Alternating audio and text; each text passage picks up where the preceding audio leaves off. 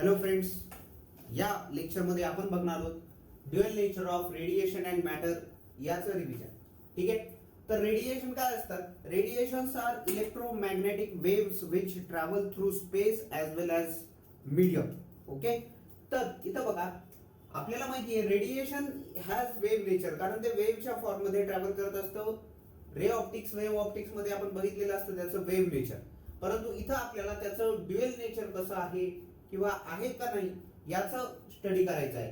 तर radiation has both wave as well as particle nature हे prove झालेलं आहे.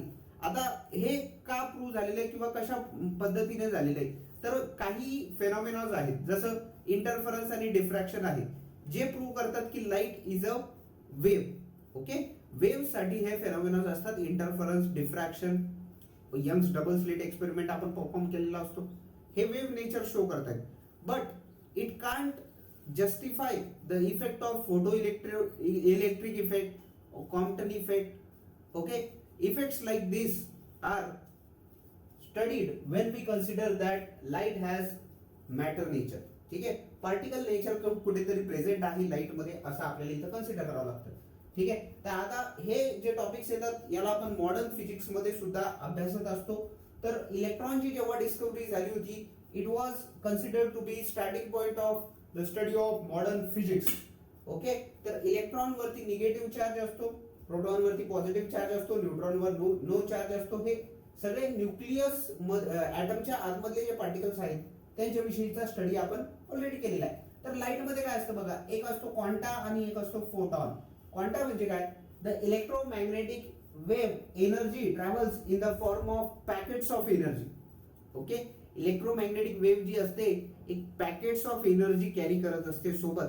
त्या पॅकेट्स ऑफ एनर्जीला आपण काय म्हणत असतो, तर क्वांटा म्हणत असतो. क्वांटामध्ये अनेक असे फोटॉन्स प्रेझेंट असतात. ठीक आहे. तर इच क्वांटम म्हणजे छोटे छोटे त्या पॅकेट्स ऑफ एनर्जी मध्ये अजून छोटे जे पार्टिकल्स असतील त्याला म्हणतो आपण फोटॉन. ओके. फोटॉन जो आहे त्याला आपण कन्सिडर करावा लागतं लाईट मध्ये प्रेझेंट आहे to study the photo electric effect. बघा इथे लिहिलेले, to study photo electric effect we assume light contain small energy packets called as photon.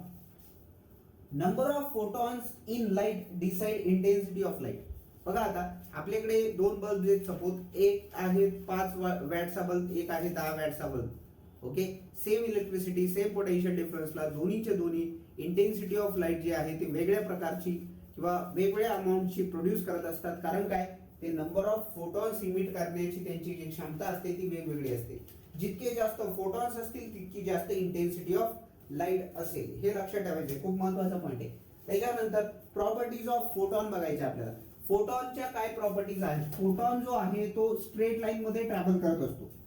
Photon always travels in a straight line.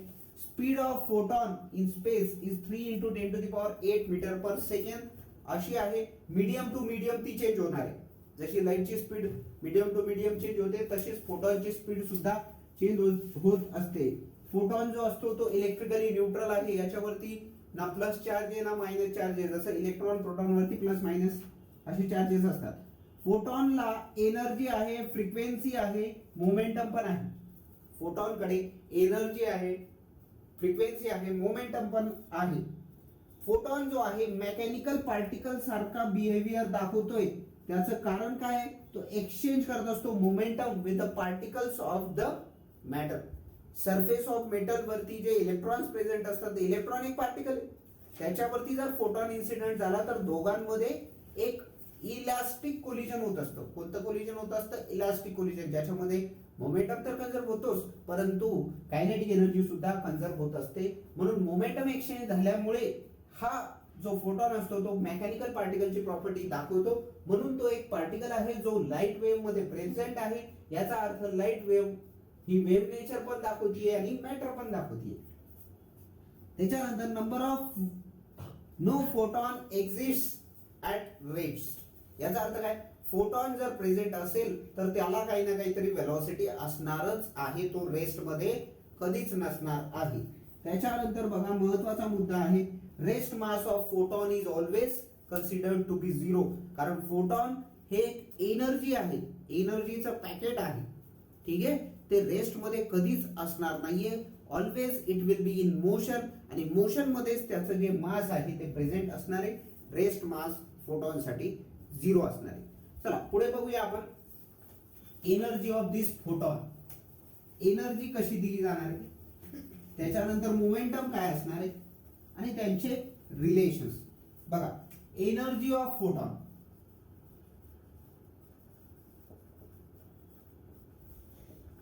Is given by H mu. फोटॉनची जी energy असते H mu ने आपण देत असतो. एच असतो Planck's constant, mu असते frequency. Mu is what, frequency. याला आपण एच सी बाय लॅम्बडा असं पण लिहू शकतो, कारण सी काय असेल, mu into lambda, frequency into wavelength. ठीक आहे, ही झाली energy of radiation. Single photon साठी जर तुम्हाला एनर्जीचं इक्वेशन लक्षात ठेवायचं तर directly 1242 upon lambda in nanometre हे जर घेतलं तर आपल्याला energy of each photon in electron volt मिळत असते. त्याच्यानंतर बघा इथं मोमेंटम काढायचा असतो आपल्याला. Momentum of photon. मोमेंटम इथं बघा मास इंटू वेलोसिटी नाही घेऊ शकत आपण. मास इंटू वेलोसिटी आपण मोमेंटम ऑफ फोटॉन घेऊ शकत नाहीये. कारण काय असतं, कारण rest mass of photon is 0. मग इथलं जे मोमेंटम असतं ते असतं एनर्जी बाय सी. ठीक आहे, स्पीड ऑफ लाईट. मग एनर्जी बाय सी जर केलं तर मोमेंटमचं इक्वेशन काय येतं आपल्याला, एच बाय लॅम्बडा. इथून आपल्याला असं कळतंय energy as well as momentum both are inversely proportional to wavelength of radiation. Both are inversely proportional to wavelength of radiation. याचा अर्थ काय, वेव्हलेंथ वाढली तर मोमेंटम आणि एनर्जी ऑफ रेडिएशन कमी असणार आहे. वेव्हलेंथ कमी असली तर वेव्हलेंथ कमी असली तर momentum as well as energy of radiation will be more. आता हेच जर आपण विजिबल स्पेक्ट्रम साठी कन्सिडर केलं तर व्हायलेट टू रेड, विबज्युअर मध्ये जो स्पेक्ट्रम असतो व्हायलेट टू रेड, वेव्हलेंथ वाढते. वेव्हलेंथ वाढली, एनर्जी कमी होईल. Momentum of this photons of that visible radiation will also be going to be decreased. ठीक आहे, त्याच्यानंतर या दोघांचा ग्राफ पण आपण ड्रॉ करू शकतो. एनर्जी वर्सेस लॅम्बडा ग्राफ जर ड्रॉ केला तुम्ही आणि मोमेंटम वर्सेस लॅम्बडा ग्राफ जर ड्रॉ केला तर दोघांचं रिलेशन जे आहे इनव्हर्स आहे. तर आपल्याला तो रेक्टँग्युलर पॅराबोला अशा नेचरचा ग्राफ मिळत असतो.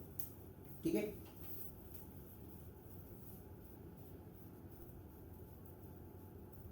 हा इथं एक आपली गोष्ट राहिलेली आहे मित्रांनो. ही व्हॅल्यू कशी आली जर तुम्हाला डाऊट असेल तर तो प्रोडक्ट आहे एच सी बाय लॅम्बडा.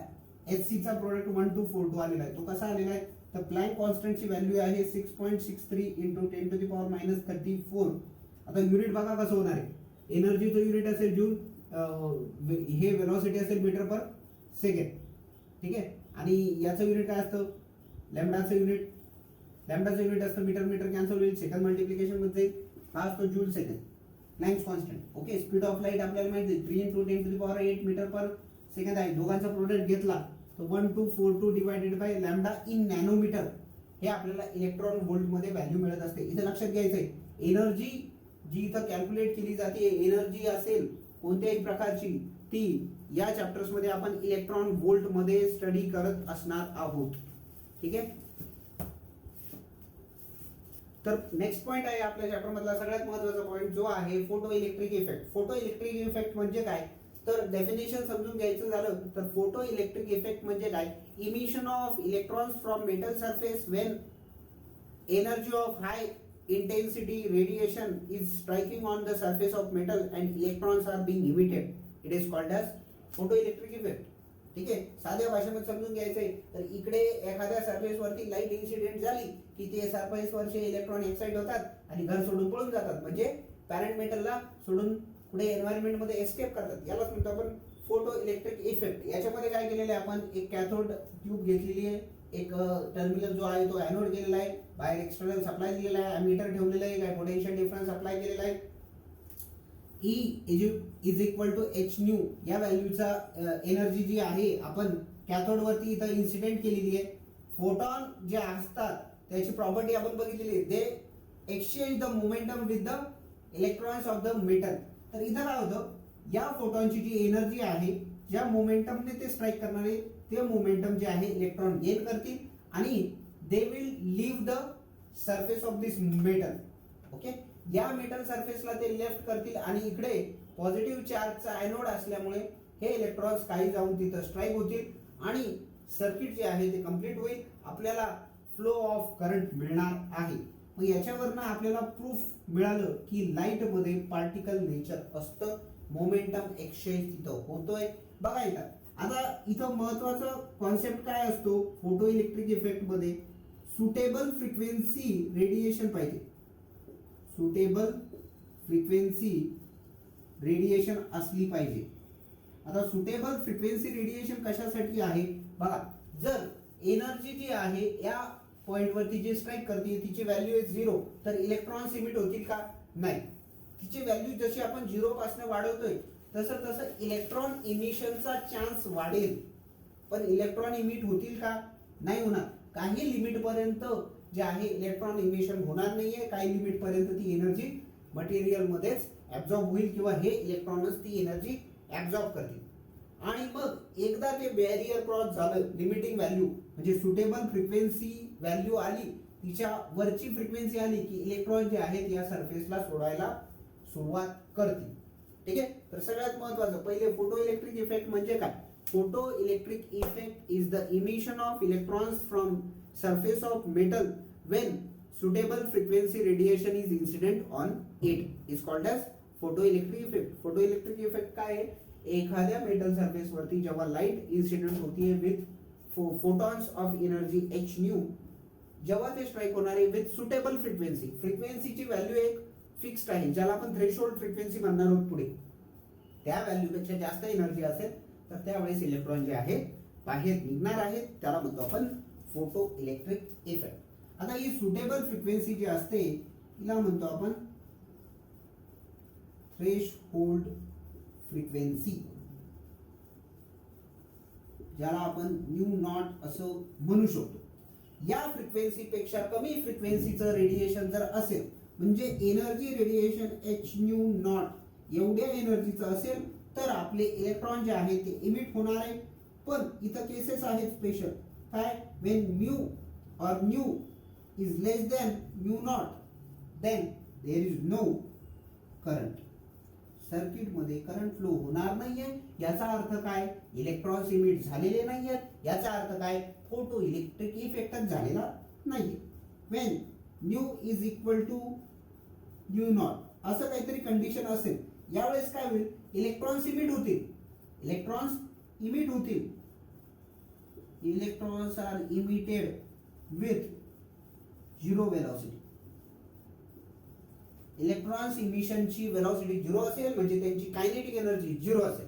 ठीक आहे. ते काय करतील त्यांना माहिती, त्यांची कायनेटिक एनर्जी निघल्या 0 असणार आहे. बरं, जेव्हा न्यू ची व्हॅल्यू जी आहे न्यू नॉट पेक्षा जास्त आहे याचा अर्थ काय? याच्यापेक्षा अजून जास्त एनर्जी त्याच्याकडे उरलेली आहे, तेव्हा कायनेटिक एनर्जी जी आहे, kinetic energy maximum of these emitted electrons is positive. हिची व्हॅल्यू काय असणार आहे? पॉझिटिव्ह असणार आहे. मग इथे एक स्पेशल कंडिशन मिळत असते आपल्याला, जी एनर्जी इन्सिडेंट होणार आहे तिच्यातली काही एनर्जी हे इलेक्ट्रॉन ऍब्झॉर्ब करतील to leave the metal surface. Metal सरफेसला सोडण्यासाठी काही एनर्जी ते युटिलाइज करून घेतील आणि उरलेली एनर्जीने ते कायनेटिक एनर्जी मॅक्सिममने मूव्ह करायला सुरुवात करतील. उदाहरणार्थ तुम्ही आजच घरामध्ये भांडण झाल्यानंतर ठरवलं की आता घर सोडून जायचंय, तर पहिले घर सोडण्यासाठी तुम्ही काहीतरी अमाऊंट खर्च करतात, करावीच लागणार आहे. त्याच्यानंतर उरलेली अमाऊंट जी आहे ती तुम्ही काहीतरी करिअरमध्ये घडवण्यासाठी करू शकता. पण असं बिलकुल करायचं नाही. तुम्ही मनात विचार भरपूर करत असतात, त्या पद्धतीच आहे. एनर्जी आली त्याच्यापैकी काही काय होणार आहे? इलेक्ट्रॉन ऍब्झॉर्ब करून घेणार आहे स्वतःसाठी आणि उरलेली एनर्जी जी आहे ती कायनेटिक एनर्जी मॅक्सिमम मध्ये कन्वर्ट होईल. आता डिपेंड करतं ते एनर्जी किंवा त्या इलेक्ट्रॉन वरती की तो कॅथोड वरती जातोय का कुठे रॅन्डमली मूव्ह करतोय. कायनेटिक एनर्जी मॅक्सिमम व्हॅल्यू येईल. कायनेटिक एनर्जी याच्यापेक्षा कमी पण असू शकते. इथं आपल्याला आइन्स्टाईन इक्वेशन पण मिळत असतं बघा. काय? H nu is incident energy, त्याच्यामधली ही जेव्हापर्यंत ही एनर्जी ऍब्झॉर्ब होणार आहे एच न्यू नॉट प्लस काय येणार आहे?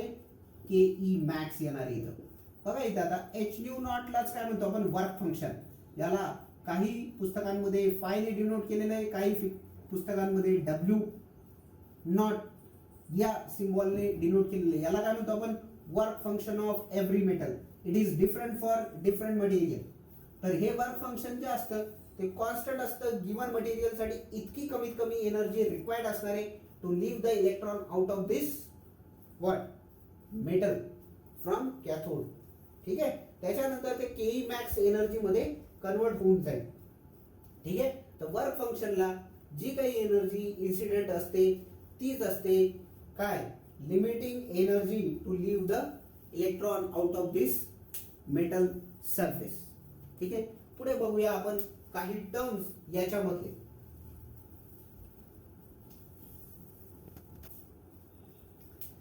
नेक्स्ट पॉइंट आहे आपला threshold frequency, threshold wavelength, work function, stopping potential. या भानगडी काय आहेत त्या सगळ्या भानगडी आपण बघूया. तर बघा इथं इमिटेड इलेक्ट्रॉन जे असतात, जे फोटो इलेक्ट्रिक इफेक्ट मध्ये आपण मागच्या पॉइंट मध्ये बघितलेले त्यांना म्हणतो आपण फोटो इलेक्ट्रॉन्स. त्या करंटला म्हणतो आपण फोटो इलेक्ट्रिक करंट. ठीक आहे. जे करंट फ्लो होत आहे due to photo electric effect त्याला म्हणतो आपण फोटो इलेक्ट्रिक करंट. आता थ्रेशोल्ड फ्रिक्वेन्सी म्हणजे काय? थ्रेशोल्ड फ्रिक्वेन्सी म्हणजे अशी काहीतरी minimum value of frequency required आहे to eject the electrons from the metal surface. ठीक आहे. तेच मग इथं minimum frequency required to eject the electrons from metal surface. बघा इथं जर frequency of radiation is less than threshold frequency then there is no emission. Emission तिथं होणारच नाहीये. ठीक आहे. त्याच्यानंतर घरातले जे भांडण झालेले ते एकदम शांततेत झाले तर घर सोडून कोणी जाणारच नाहीये. नू नाही भाऊ, माझा भाऊ म्हणतो त्याला काय काय म्हणायचं रे, नू म्हणायचं व्ही म्हणायचं. नू बरोबर नू नॉट असं असेल म्हणजे frequency of incident radiation is equal to what? Threshold frequency. Then the electrons are just about to move. म्हणजे विचार चालू आहे त्याचा, आता जाऊ बाहेर करोडपती होऊन येऊ घरी परत. पण जर फ्रिक्वेन्सीची व्हॅल्यू जी आहे थ्रेशोल्ड फ्रिक्वेन्सी पेक्षा जास्त झाली, आता लिमिटच्या पार झालं, आता राहू शकत नाही सोबत, कारण एक्साइटेशन स्टेट खूप जास्त झालेली आहे. त्यावेळेस इलेक्ट्रॉन जे आहेत मेटल सरफेसला लिव्ह करतात आणि कायनेटिक एनर्जीने अवे फ्रॉम एनोड मूव्ह करत असतात. ठीक आहे. आता थ्रेशोल्ड वेव्हलेंथ, जशी थ्रेशोल्ड फ्रिक्वेन्सी आहे त्याच पद्धतीने वेव्हलेंथ असणार आहे, कारण सी बरोबर एन लॅम्डा असतं. बरोबर आहे. सी कॉन्स्टंट असेल, सी जर कॉन्स्टंट झालं एन लॅम्डा म्हणजेच ते म्यू लॅम्डा घेऊ शकतो आपण त्याला म्यू लॅम्डा. तर म्यू काय फ्रिक्वेन्सी, लॅम्डा काय wavelength. So frequency is inversely proportional to wavelength. याच्यानुसार आपल्याला थ्रेशोल्ड वेव्हलेंथ पण कॅल्क्युलेट करता येईल. मग मॅक्सिमम रिक्वायर्ड आहे, कारण फ्रिक्वेन्सी आणि वेव्हलेंथ इन्व्हर्सली प्रोपोर्शनल आहे. वेव्हलेंथ फ्रिक्वेन्सी जितकी कमी तितकी जास्त वेव्हलेंथ असेल. So maximum wavelength required to eject the electron out of the surface of metal is called as threshold wavelength. Work function पुढे महत्वाचा पॉइंट, जसं थर्मोडायनामिक्स मध्ये आपण बघितलं, heat supplied to the body, some amount of heat is absorbed by the body in the form of internal energy and the remaining part is getting converted to work. त्याच पद्धतीने असणारे internal एनर्जीच्या जागी work function. Work function म्हणजे काय? एखाद्या मेटलच्या surface वरती जेव्हा एनर्जी इन्सिडेंट होती, बघा हा मेटल सरफेस आहे, इथं काहीतरी इलेक्ट्रॉन्स आहेत, एनर्जी एच म्यू, जी एच म्यू जी आहे ती इन्सिडेंट झाली. तर हा जो इलेक्ट्रॉन आहे पहिले या मेटलच्या सरफेसला त्याला सोडायला काही एनर्जी लागणार आहे, त्या एनर्जीला म्हणतो आपण work function. Minimum energy required to eject electron out of the metal. मेटलच्या घरातून बाहेर काढण्यासाठी इलेक्ट्रॉनला काहीतरी एनर्जी द्यावी लागणार आहे, त्या एनर्जीला म्हणतो आपण वर्क फंक्शन. ओके. तर ऍटॉमिक नंबर जितका वाढणार आहे तितकं वर्क फंक्शन कोणत्याही मेटलसाठी कमी कमी होत जाणार आहे. Work function and energy are nothing but same. Work फंक्शनची व्हॅल्यू लक्षात ठेवायची आहे. General value 12420 upon lambda in angstrom unit in electron volt. Directly numerical आलं तर या व्हॅल्यू पुट करून तुम्ही डायरेक्टली सॉल्व्ह करू शकता work function for each and every metal. आता नेक्स्ट पॉइंट आहे आपला स्टॉपिंग पोटेन्शियल. स्टॉपिंग पोटेन्शियल म्हणजे काय? तर जे इलेक्ट्रॉन्स इजेक्ट होत आहेत ओके, ते कॅथोड वरती जाऊन स्ट्राईक करतात. कशावरती जाऊन स्ट्राईक करतात? कॅथोड वरती. कॅथोड वरती ऑलरेडी असतो निगेटिव्ह चार्ज. ऑलरेडी कोणता चार्ज आहे? Negative charge. आता बघा इथं काय होतं, जेव्हा हे इलेक्ट्रॉन्स मूव्ह करतायत with kinetic energy K max, त्यांच्यावरती तिकडचं जे पोटेन्शियल असेल, आणि जर आपण असा ग्राफ ड्रॉ केला, ओके, कशाचा? पोटेन्शियल वर्सेस करंटचा, तर आपल्याला ग्राफ जो असतो तो या पद्धतीचा इन्क्रीजिंग मिळतो.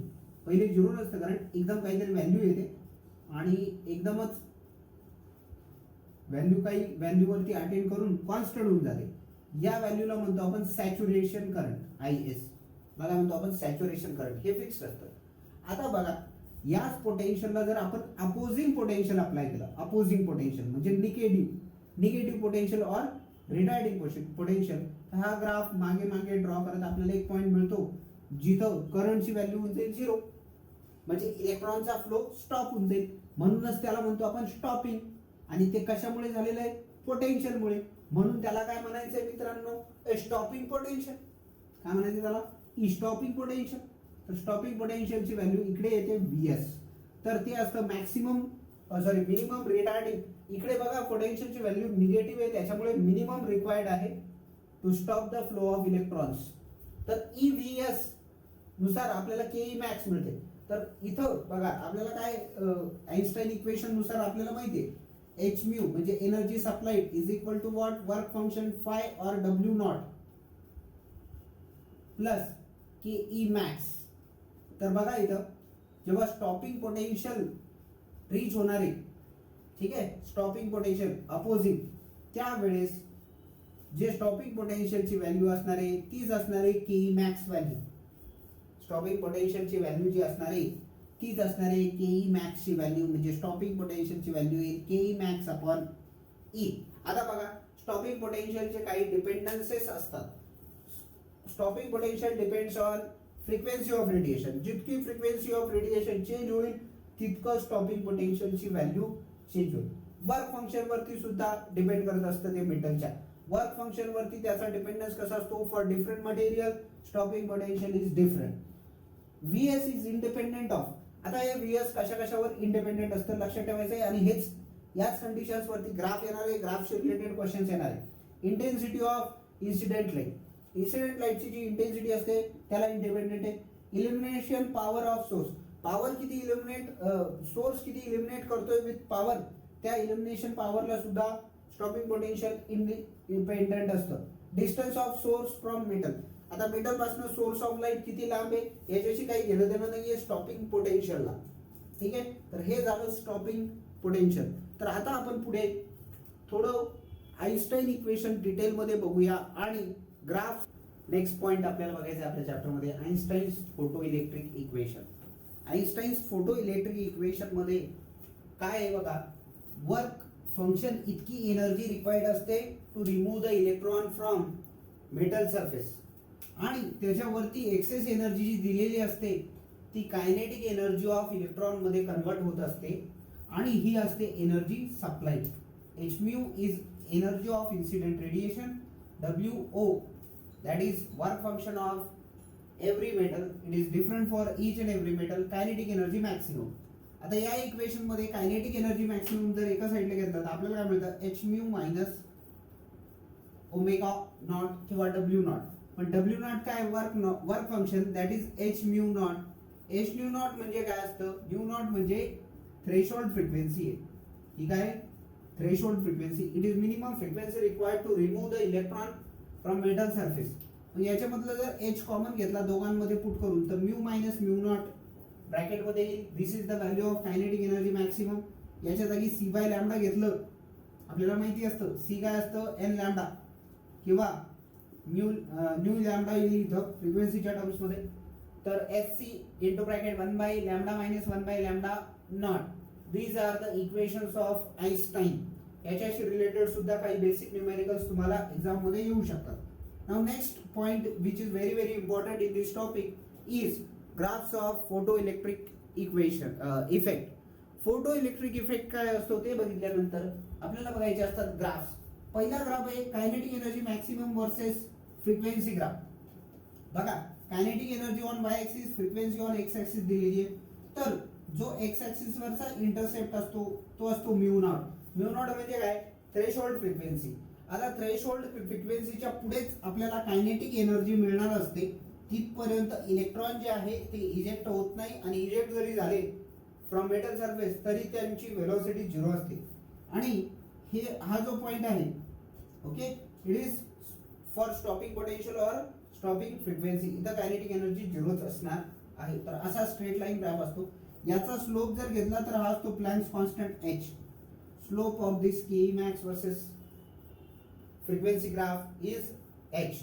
चला पुढचा ग्राफ बघा, current versus intensity graph. Current on y axis small i, intensity on x axis.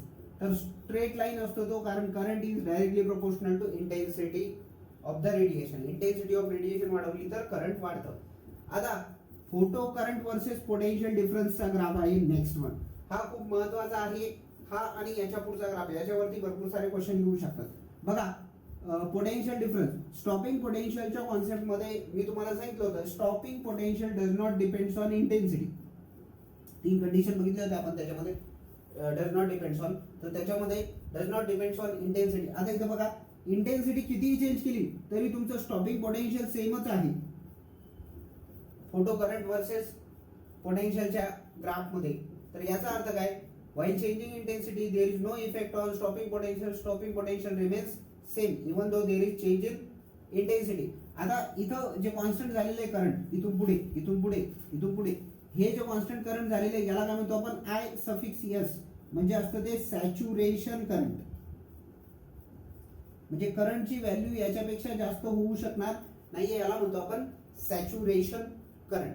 ठीक आहे. तर इंटेन्सिटी बदलली तर सॅच्युरेशन करंटची व्हॅल्यू बदलली आहे, कारण मागचाच ग्राफ आपण बघितला, करंट बदललं तर इंटेन्सिटी बदलते. डायरेक्ट रिलेशन आहे.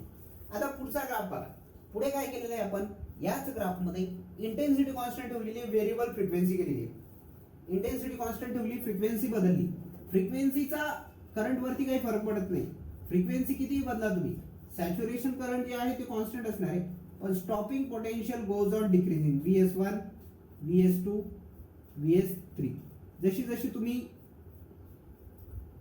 काय फ्रिक्वेन्सी ऑफ रेडिएशन वाढवताय त्याच पद्धतीने त्याच्याच अकॉर्डिंग टू स्टॉपिंग पोटेन्शियल जे आहे ते अजून डिक्रीज होत जाणार आहे. लेफ्ट साइडला शिफ्ट होत आहे म्हणले ते इन्क्रीज नाही होते, ते डिक्रीज होत आहे. कारण इकडे काय निगेटिव्ह मध्ये व्हॅल्यू वाढत असते, म्हणजे ती व्हॅल्यू ऍक्च्युअली कमी होत असते. -2 मोठा आहे का -1? तर -1 मोठा बघूया. ठीक आहे, समजून घ्यायचंय. इकडे चाललंय म्हणजे डिक्रीज होत आहे. जशी जशी फ्रिक्वेन्सी वाढणार आहे तसं स्टॉपिंग पोटेन्शियल डिक्रीज होत जाणार आहे अजून. ओके, चला पुढे बघूया आपण अजून काही graph. Now the next point here in our topic is stopping potential. आता लास्ट ग्राफ राहिलेला आहे, याच्यानंतर आपल्याला फोटो इलेक्ट्रिक सेल आणि डी ब्रॉग्ली हायपोथेसिस बघायचे. Stopping potential for different material, वेगवेगळ्या मटेरियल साठी. आता इथं metal A, metal B, metal C साठी आपण फ्रिक्वेन्सी वर्सेस स्टॉपिंग पोटेन्शियलचा ग्राफ ड्रॉ केलेला असतो. फ्रिक्वेन्सी वर्सेस स्टॉपिंग पोटेन्शियल बघा, metal to metal stopping potential प्रत्येकासाठी वेगवेगळं आहे. इथं बघा, इथं बघा, इथं प्रत्येक मटेरियल साठी स्टॉपिंग पोटेन्शियल वेगवेगळं आहे. पण या ग्राफचा स्लोप कॉन्स्टंट आहे. ग्राफचा स्लोप कसा आहे? कॉन्स्टंट आहे. आणि ग्राफ्स जे आहेत हे stopping potential versus frequency graph for different material हे एकमेकांना पॅरलल असतात. आता नेक्स्ट पॉइंट आहे आपला photo electric cell. Photo electric cell म्हणजे काय असतो? जो लाईट एनर्जीला ऍब्झॉर्ब करून तिचं कन्व्हर्जन करतो इलेक्ट्रिकल एनर्जी मध्ये किंवा तिला स्टोअर करतो in the form of electrical energy. अशा डिव्हाइसला म्हणायचंय photo electric cell. Photo electric cell 3 प्रकारचे असतात. फोटो इमिशन सेल, ठीक आहे, दुसरा असेल फोटो व्होल्टाइक सेल, तिसरा असेल फोटो कंडक्टिव्ह सेल. ठीक आहे, तर हे टाइप्स लक्षात ठेवायचे. टाइप्स वरती क्वेश्चन एखादा येऊ शकतो. युजेस काय काय त्याचे? युजेस आहेत काही जे लक्षात ठेवायचे, ते आहेत production of sound from cine film. Cine film पासून प्रोडक्शन ऑफ साऊंड जर करायचं असेल आपल्याला तर आपण फोटो इलेक्ट्रिक सेलचा यूज करत असतो. बर्गलर अलार्म मध्ये सुद्धा फोटो इलेक्ट्रिक सेलचा यूज होत असतो. ट्रान्समिशन पिक्चर्स इन टेलिव्हिजन याच्यामध्ये सुद्धा आपण फोटो इलेक्ट्रिक सेलचा यूज करत असतो. ठीक आहे, etcetera are the uses of this okay photo electric cell. Now next point is de Broglie's hypothesis. What is de Broglie's hypothesis? Hypothesis मध्ये डी ब्रॉग्लीने काय सांगितलेलं आहे की आतापर्यंत जे बघितलं आपण लाईट जी आहे तिच्यामध्ये वेव्ह नेचर होतं. तर या चॅप्टर मध्ये सुरुवातीला काय बघितलं आपण, लाईट मध्ये एक पार्टिकल नेचर सुद्धा आहे. त्याच पद्धतीने डी ब्रॉग्लीचं असं म्हणणं आहे की एखादा पार्टिकल जर वेलॉसिटीने मूव्ह करतोय किंवा एखादी बॉडी काही वेलॉसिटीने मूव्ह करते तर it will create a disturbance which will travel in the form of a wave in a medium called as de Broglie waves. Okay, आणि हा जो हायपोथेसिस त्याने दिलेला आहे त्यालाच म्हणतो आपण डी ब्रॉग्लीज हायपोथेसिस. तर त्याच्या ज्या वेव्हज आहेत त्याला मॅटर वेव्ह म्हणतो आपण. आता मॅटर वेव्ह म्हणण्याचं कारण काय, त्या वेव्हज ना लॉन्जिट्युडनल आहे ना ट्रान्सव्हर्स आहे. They are not electromagnetic waves but can travel in vacuum. De Broglie's waves ज्या असतात त्या इलेक्ट्रोमॅग्नेटिक वेव्ह नाहीये पण व्हॅक्यूम मध्ये ट्रॅव्हल करू शकतात. ठीक आहे, प्रत्येक मुव्हिंग पार्टिकल सोबत असोसिएटेड असतात ज्या वेव्हज त्यांना म्हणतो आपण de Broglie's waves. An electron having mass and moving with velocity, certain velocity, produces this pattern of diffraction. Diffraction pattern तो प्रोड्यूस करत असतो. याच्यावरनं आपल्याला कळतं की पार्टिकल मध्ये सुद्धा वेव्ह नेचर असू शकतं आणि जी वेव्ह इथं प्रोड्यूस होते तिला म्हणतो आपण डी ब्रॉग्लीज वेव्ह. आता डी ब्रॉग्ली वेव्हलेंथ वेव्ह आहे तर वेव्हलेंथ असली पाहिजे. तिच्यावरती क्वेश्चन असतो तुम्हाला. तर सगळ्यात महत्त्वाचा फॉर्म्युला आहे h/mv. h/mv is the wavelength of d Broglie's. आता velocity of electron when it is accelerated by potential difference v is given by velocity v is equal to root 2ev/m. आता हा पुढचा v जो आहे तो आहे potential difference. तर हे जर व्हॅल्यू याच्यामध्ये पुट केली तर आपल्याला लॅम्बडा म्हणजे डी ब्रॉग्ली वेव्हलेंथचा फॉर्म्युला काय मिळतो, h/mv च्या टर्म्स मध्ये h/m² (2ev/m). m मध्ये पाठवला तर आपल्याला काय मिळतं, h/√2mev. This is formula for de Broglie's wavelength. ठीक आहे, याला जर सॉल्व्ह केलं आपण, h ची व्हॅल्यू पुट केली, मास ऑफ पार्टिकल किंवा इलेक्ट्रॉनची व्हॅल्यू पुट केली, इलेक्ट्रॉनचा चार्ज आहे, पोटेन्शियल डिफरन्स ठेवला बाजूला आणि बाकीच्या व्हॅल्यूजला सॉल्व्ह केलं तर आपल्याला मिळतं lambda is equal to 12.27 upon square root V angstrom unit. ही असते डी ब्रॉग्ली वेव्हलेंथ. डायरेक्ट ह्या फॉर्म्युल्याने सुद्धा तुम्ही वेव्हलेंथची व्हॅल्यू कॅल्क्युलेट करू शकता किंवा फॉर्म्युला बेस्ड क्वेश्चन तुम्हाला याच्यामध्ये विचारलेला असू शकतो. अजून एक गोष्ट इथं लक्षात ठेवायची मित्रांनो, तुम्हाला कधी कधी प्लँक्स कॉन्स्टंटचे डायमेन्शन्स पण खूप ठिकाणी विचारलेले असतात. प्लँक्स कॉन्स्टंटचं युनिट काय आहे, joule second, joule into second आहे. मग त्याचे डायमेन्शन काय होईल, जूलचे डायमेन्शन आहे m1 l2 t⁻²2 आणि t⁻1. तर हे येईल m1 l2 t⁻−1. हे डायमेन्शन पण लक्षात ठेवायचे प्लँक्स कॉन्स्टंटचे. ठीक आहे, लास्ट पॉइंट या टॉपिक मधला राहिलेला आहे मित्रांनो, that is Davis and German experiment. Davis and German experiment मध्ये त्यांनी काय केलेलं आहे, इलेक्ट्रॉन बीमचा एक डिफ्रॅक्शन पॅटर्न ऑब्झर्व केलेला आहे. काय करण्यासाठी, to prove that particle has wave nature. त्यांनी केलेला आहे तो observation of diffraction pattern of electron beam. त्यांच्या पॅटर्न ऑब्झर्वेशन मध्ये त्यांना डिफ्रॅक्शनची जी इक्वेशन मिळालं ते आहे 2d sin theta equal to lambda, where 2d is what, interplanar distance between nickel crystal. Nickel क्रिस्टलच्या इंटरप्लेनर डिस्टन्सला 2d म्हणलेले, 2d ची व्हॅल्यू आहे 2.15 angstrom unit. Theta is diffraction angle, that is 50 degree. Lambda is wavelength, that is equal to 1.65 angstrom unit. हा, तर इथं आपला theory section जो आहे या चॅप्टरचा कंप्लीट झालेला आहे. याचे PYQs आपण पुढच्या लेक्चरला घेऊन येऊ. थँक्यू. चांगला अभ्यास करा, खूप कमी वेळ राहिलेला आहे. All the best.